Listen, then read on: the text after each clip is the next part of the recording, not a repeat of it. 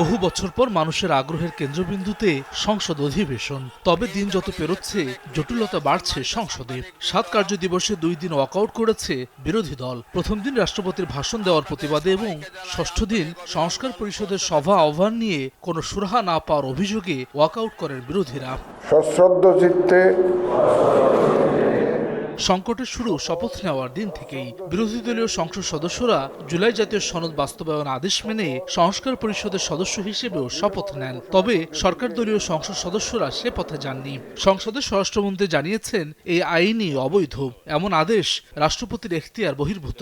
একই সঙ্গে অন্তর্বর্তী সরকারের জারি করা 133 অধ্যাদেশের মধ্যে 20টি হারাচ্ছে কার্যকারিতা, যাতে গণভোট, মানবাধিকার, দুদক, গুমসহ অন্যান্য অধ্যাদেশ বাতিলের সুপারিশে নোট অফ ডিসেন্ট দিয়েছেন বিরোধী দলীয় সংসদ সদস্যরা। আমরা বলেছিলাম যে এমন আলোচনার উত্তাপ সংসদ ছাড়িয়ে গড়াচ্ছে রাজপথেও। জুলাই সনদ ও গণভোটের রায় বাস্তবায়নের দাবিতে বিক্ষোভে নামছে 11 দলীয় জোট।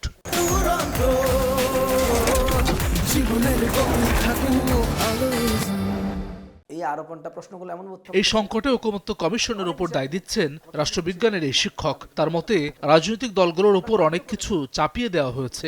দ্রুত নির্বাচনের স্বার্থে যা মানতে বাধ্য হয়েছে দলগুলো। জাতীয় ঐক্য অর্জন করতে গিয়ে ঐক্যমত্য কমিশন জাতিকে বিভক্ত করেছে। তারা জুলাইটাকে জ্যানতেন ভাবে মানুষের উপরে আরোপ করার চেষ্টা করেছে।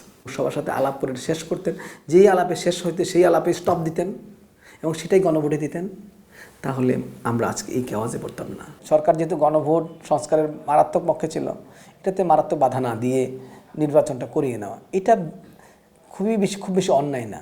সত্যিকার অর্থে যদি কেউ জুলাইকে ভালোবাসে, তার উচিত সংস্কার কাজটা প্রসেসের অনুযায়ী যাওয়া, যেন এটা টেকসই হয়। তবে রাজনৈতিক বিশ্লেষক সাব্বির আহমেদ মনে করেন, বিএনপি চাইলে এই সংকট এড়াতে পারত।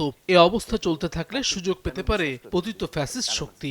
রাজনৈতিক ঐক্য টিকিয়ে রাখার তাগিদ তার। বিএনপি এই সংকটটাকে এড়াইতে পারত। আমার কাছে এটা খুব বড় ধরনের সংকট মনে হয়নি। তারা পুরো প্রক্রিয়াটাকে আনুষ্ঠানিকভাবে চালু করেও তারা যে তাদের মতো করে সিদ্ধান্তগুলো বাস্তবায়ন করতে পারত, নিতে পারত, যেহেতু তারা অনেকগুলো বিষয়ে নোট অফ ডিসেন্ট দিয়েছে। এটা বিএনপির বিপক্ষে যাবে চূড়ান্তভাবে যদি এটা বড় হয়। অবাক হওয়ার কিছু থাকবে না যদি একসময় জামাত এবং আওয়ামী লীগ মিলে আন্দোলন করে। তবে সংসদে তর্ক বিতর্ক ইতিবাচক হিসেবে দেখছেন দুই বিশ্লেষকই। টেকসই সংস্কারে আলোচনা অব্যাহত রাখার পরামর্শ তাদের। হাসান ওয়ালি, সময় সংবাদ, ঢাকা।